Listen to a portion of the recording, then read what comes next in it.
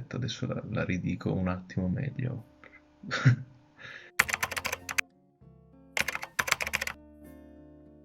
Mi chiamo Mark Sienin, ho 22 anni, sono nato in Ucraina ma vivo in Italia da ormai 14 anni e attualmente sono iscritto al corso di musica elettronica del Conservatorio di Milano. Per il 2020 avevo dei buoni propositi, il principale era quello di trasferirmi a Milano, trovare proprio una casa lì per essere più comodo, anche perché fare il pendolare da un paesino dell'Interland cremonese è una cosa che, considerata la qualità generale del trasporto pubblico lombardo, diciamo che potrebbe essere considerato sport estremo, adrenalinico.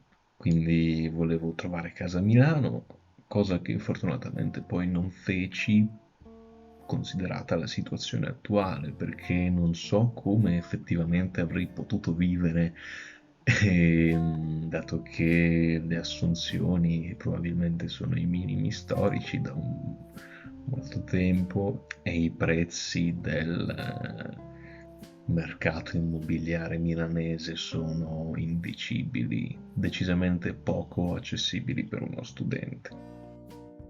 Quando iniziò il lockdown, io ero ancora un liceale perché nonostante io abbia 22 anni mi sono diplomato proprio quest'estate, questo perché avevo scelto all'inizio un percorso completamente diverso, io facevo il liceo delle scienze applicate a Crema, ma dopo un paio d'anni mi resi conto che non era ciò che volevo fare nella mia vita.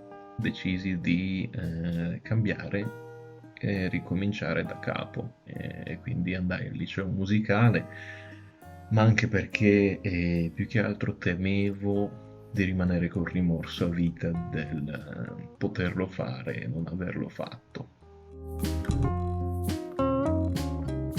Ho vissuto questa quarantena, diciamo, serenamente. Questo perché non sono mai stato una persona particolarmente mondana, pur piacendomi la compagnia delle persone, uscire, andare a bere qualcosa, che è effettivamente un'attività che mi manca da buon slavo, e- ma generalmente sono sempre stato a mio agio in casa e da solo. È una cosa fondamentale stare bene con se stessi e avere un buon rapporto con ciò che ci circonda più intimamente, e che è importante dedicarsi anche alle cose che abbiamo sempre tralasciato, abbiamo sempre lasciato da parte, magari per mancanza di tempo. Magari non ci pensiamo adesso, ma i problemi di natura economica sono quelli che negli anni si amplificano di più. Se non dovessero venire risolti adesso, comunque nel breve periodo, tra 10 anni, forse anche meno, si sentiranno di più. Una cosa bella è successa nel 2020. E sicuramente una cosa bella successa nel 2020 è il fatto che mi sono diplomato alla veneranda età dei 22 anni. Però beh, insomma, chi va piano va sano e va lontano. Penso fosse così il modo di dire. A me del 2019 direi innanzitutto di investire molto nelle mascherine, proprio nelle azioni, non so come funzioni, però nella mia testa è una cosa che direi al me del passato. E in secondo luogo gli direi di non spendere tutto quel denaro in biglietti dei treni per prendere appuntamenti per appartamenti a Milano, perché in primis si riveleranno deludenti, e in secondo luogo risparmiare tutti quei soldi per fare qualcosa di più utile.